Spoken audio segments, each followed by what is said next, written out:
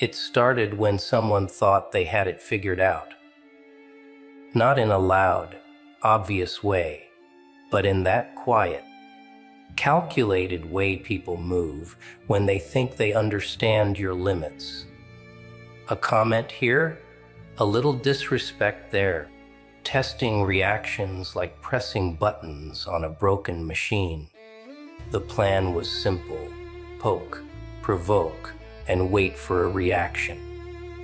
Because once there's a reaction, there's control. That's the game most people don't even realize they're playing. But instead of snapping, instead of explaining or defending, there was silence.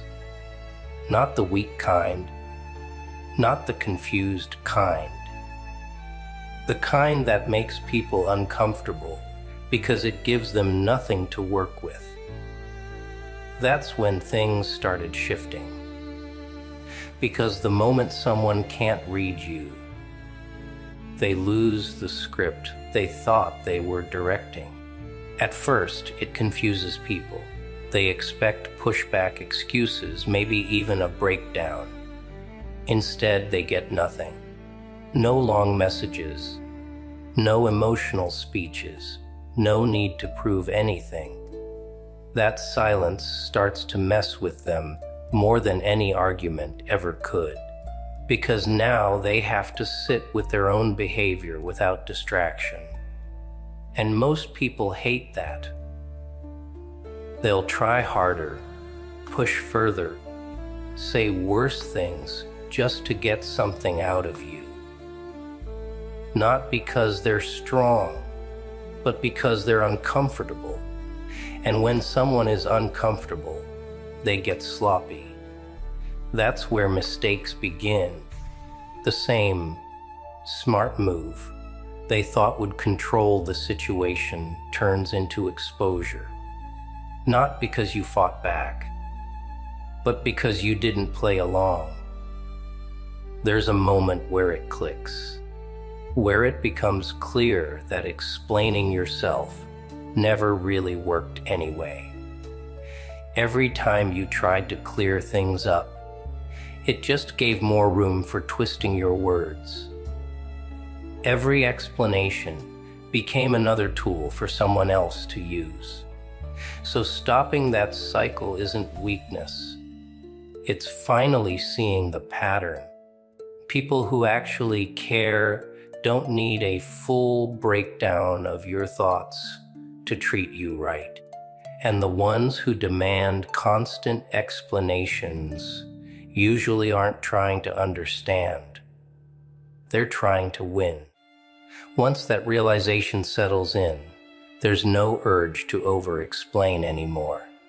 Conversations get shorter, responses get simpler, and suddenly, all that noise that used to drain energy just fades into the background. What really gets under people's skin isn't anger, it's calm. Not fake calm, not forced politeness, but real, steady composure. When someone is trying to provoke and gets nothing emotional back, it throws everything off. It makes them question what they're doing, even if they won't admit it. Because chaos needs participation. Without it, it just looks like one person acting out while the other stands still.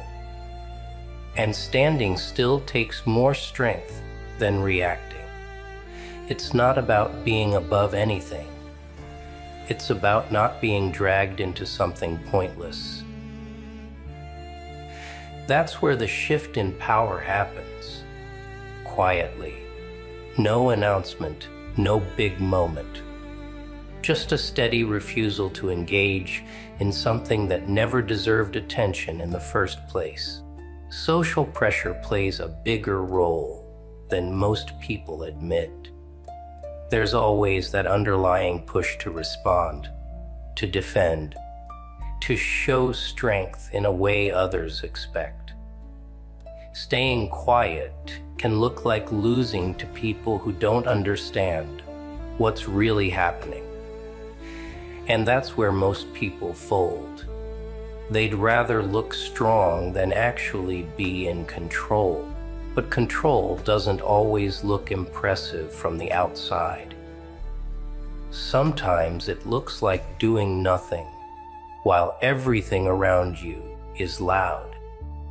Sometimes it looks like walking away when others expect a scene. And that's where things get uncomfortable, because now it's not about proving anything to others. It's about being okay with not being understood in the moment. Then comes the projection. People start making up reasons for your silence. They're scared. They don't have an answer. They're weak.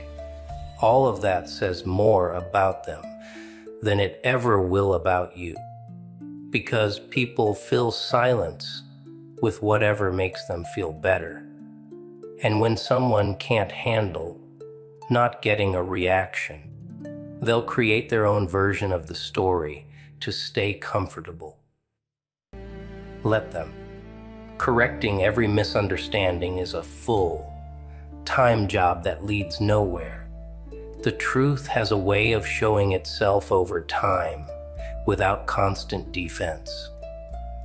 And the more consistent your actions are, the less those false narratives hold up anyway. There's also the backlash. Don't expect people to suddenly respect the change right away. Some will double down. Some will get louder, more aggressive, more desperate, because the old version of you was easier to deal with, easier to predict, easier to influence. The new version, quiet, controlled, detached, that's harder to handle. And people don't like what they can't control, so they'll test it again and again. Not because they're strong, but because they're hoping it's just a phase. That eventually you'll slip back into reacting the way you used to. That's the moment where consistency matters more than anything. Self-respect starts showing up in small ways, not in big speeches or dramatic changes, but in what you stop tolerating, what you don't respond to, what you walk away from without needing closure. It's less about proving strength and more about quietly removing yourself from situations that don't deserve your time. And that kind of change doesn't need validation. It doesn't need approval. In fact, the more you look for approval, the easier it is for others to pull you back into old patterns. So letting go of that need becomes part of the process. Not all at once, but gradually, day by day. And while all this is happening, life keeps moving. That's something most people forget when they're caught up in trying to control outcomes. Not everything needs to be fixed immediately. Not every situation needs a perfect ending. Sometimes the best move is to let things unfold without interference, without forcing conversations, without chasing closure, without trying to manage how others see you. Because the more you try to control everything, the more you get pulled back into the same cycles. Letting things play out naturally isn't giving up. It's stepping out of something that was never in your control to begin with. In the end, the real shift isn't loud. There's no big moment where everything suddenly makes sense and everyone acknowledges it. It's quieter than that. It's in the way certain things stop bothering you, the way reactions fade, the way silence becomes comfortable, instead of awkward. And the people who once thought they had the upper hand, they're left dealing with the same patterns, the same need for control, the same frustration, just without access to you anymore. That's where the real score settles. Not in revenge, not in proving a point, but in moving forward without carrying any of that weight with you.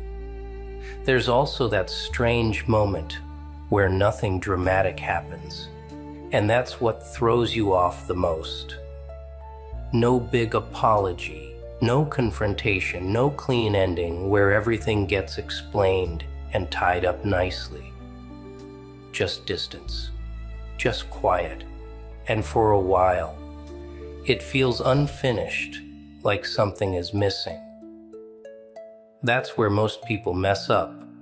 They go back, trying to force a final conversation, trying to get that last word or some kind of clarity. But the truth is, not every situation gives that. Some things end in silence because that's all they ever deserved. And going back just reopens the same door that was already closing. Learning to sit with that unfinished feeling without chasing it down is part of growing up, even if it doesn't feel satisfying at first.